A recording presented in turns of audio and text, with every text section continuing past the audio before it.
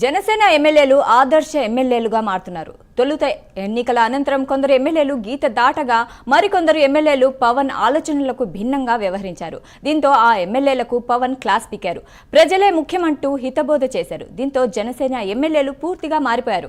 అలాగే రాయలసీమలో ఒక ఎమ్మెల్యేపై తీవ్ర స్థాయిలో ఆరోపణలు రావడంతో పవన్ హెచ్చరికలు జారీ చేశారు. పార్టీ ఆదేశంతో ఆ ఎమ్మెల్యే పనిమంతుడిగా మారుతున్నారు. వివాదాలకు కేంద్రంగా ఉన్న మరో ఎమ్మెల్యేలోనూ భారీ మార్పు వచ్చింది. హైదరాబాద్కే పరిమితమైన ఇంకో ఎమ్మెల్యే నేడు ప్రజల్లో తిరుగుతున్నారు. పవన్ ఆదేశాలతో ఇప్పుడిప్పుడే కొందరు ఎమ్మెల్యేలు ప్రజలకు చేరువవుతున్నారు. ఇప్పుడు జనసేన ఎమ్మెల్యేలు సైలెంట్ గా పనిచేసుకుంటూ పోతున్నారు. ఈ విషయంపై మరింత సమాచారం మా ప్రతినిధి రాజ్ కుమార్ లైవ్ లో అందిస్తారు. రాజ్ కుమార్.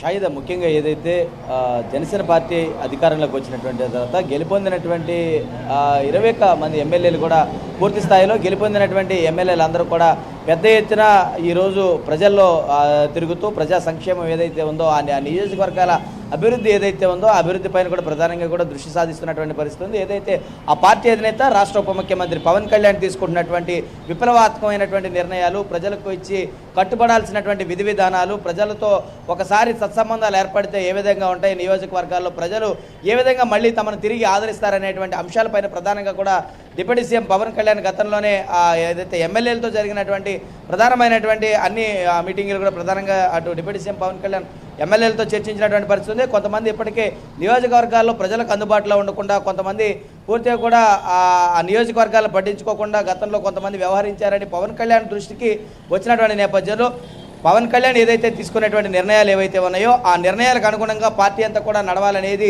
గతంలో కూడా పవన్ కళ్యాణ్ చెప్పినటువంటి విధానం. ఎందుకంటే ప్రశ్నించడానికి, అదేవిధంగా పోరాటం చేయడానికి, అదేవిధంగా ప్రజల పక్షాన నిలబడడానికి ఏదైతే జనసేన పార్టీ తీసుకునేటువంటి నిర్ణయాలు ఏవైతే ఉన్నాయో 2014 పార్టీ ఏర్పడిన దగ్గర నుంచి 2024 ఆ పార్టీ అధికారంలో భాగస్వామ్యం వచ్చేంత వరకు కూడా పవన్ కళ్యాణ్ తీసుకున్నటువంటి అనేకమైనటువంటి నిర్ణయాల వల్ల ఈరోజు పార్టీ అధికారం దిశగా 100% స్ట్రైక్ రేట్తో రాష్ట్రంలో ఒక వినూత్నమైనటువంటి ప్రత్యామ్నాయ శక్తిగా ఏర్పడినటువంటి పరిస్థితులు అందరూ కూడా చూశారు. జనసేన పార్టీ గతంలో ఏదైతే చాలామంది దాన్ని చిన్నచూపుగా చూసినటువంటి నేపథ్యంలో పవన్ కళ్యాణ్ తీసుకున్నటువంటి నిర్ణయాలను అందరూ కూడా హ్యాట్స్ ఆఫ్ చెప్పారు. ఎందుకంటే 21 స్థానాలు రాష్ట్ర ప్రయోజనాలను దృష్టిలో ఉంచుకొని 21 స్థానాలు మాత్రమే తీసుకుని ఆ 21 స్థానాలకు కూడా సముచిత న్యాయం చేసినటువంటి డిప్యూటీ సీఎం పవన్ కళ్యాణ్కు అందరూ కూడా సెల్యూట్ చేశారు గతంలో.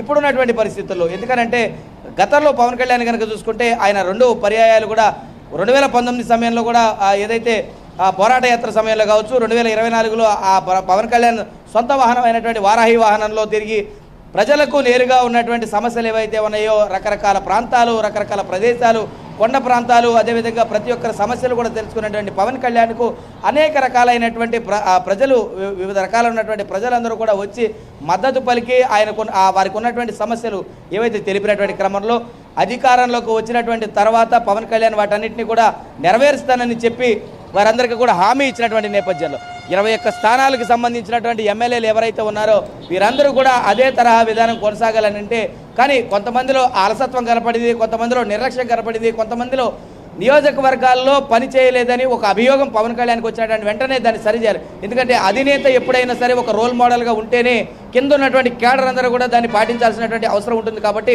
పవన్ కళ్యాణ్ ఏదైతే ఒక రోల్ మోడల్, రాష్ట్రంలో పవన్ కళ్యాణ్ను ప్రతి ఒక్కరు కూడా ఆదర్శంగా తీసుకోవాలనేటువంటి ఒక విధానం ఏదైతే ఉందో ఆ విధానానికి సంబంధించి కూడా ఎమ్మెల్యేల పనితీరు అందరూ కూడా అదే తరహాలో ఉంటేనే పార్టీని, ప్రజలను ఎప్పుడూ కూడా ముందుకుగా తీసుకెళ్తామనేటువంటి ఒకే లక్ష్యంతో పవన్ కళ్యాణ్ వారందరికీ చెప్పినటువంటి వెంటనే రాయలసీమలో ఒక ఎమ్మెల్యే పైన అనేక రకాలైనటువంటి ఆరోపణలు వచ్చినాయి. మరొక ఎమ్మెల్యే పైన నియోజకవర్గంలో ఉండట్లేదు, ఆయన హైదరాబాద్కే పరిమితం అవుతున్నారనే ఒక ఆరోపణలు వచ్చినాయి. ఇట్లా ఎమ్మెల్యేల పనితీరు పైన పవన్ కళ్యాణ్ సమీక్షించినటువంటి తర్వాత వారందరితో కూడా సమావేశం నిర్వహించిన తర్వాత వారందరికీ కూడా ఒక భరోసానిచ్చారు. ఎందుకంటే ప్రజలతో సత్సంబంధాలు కలిగి ఉండాలి. ఈ 4 సంవత్సరాలు నియోజకవర్గాల్లో మీరు ఏమేమైతే హామీలు ఇచ్చారో ఆ హామీలన్నింటినీ కూడా నిలబెట్టే దిశగా కనుక ఉంటే, నిధులు వచ్చినా రాకపోయినా వారందరికీ కూడా మీరున్నారనే ఒక భరోసాని కనుక ప్రభుత్వాన్ని తరపున మీరు కల్పించగలిగితే ప్రజల దీవెనలు, ప్రజల ఆశీస్సులు ఎప్పుడు కూడా మీ వెంట ఉంటాయనేటువంటి పవన్ కళ్యాణ్ సిద్ధాంతము, పవన్ కళ్యాణ్ ఆశయం ఏదైతే ఉందో దానికి అనుగుణంగా పనిచేయాలనేటువంటి పవన్ కళ్యాణ్ దృఢ సంకల్పాన్ని వీరందరూ కూడా చేపట్టాలనేటువంటి ఒక నిర్ణయాన్ని పవన్ కళ్యాణ్ వారందరికీ కూడా ఇచ్చినటువంటి క్రమంలో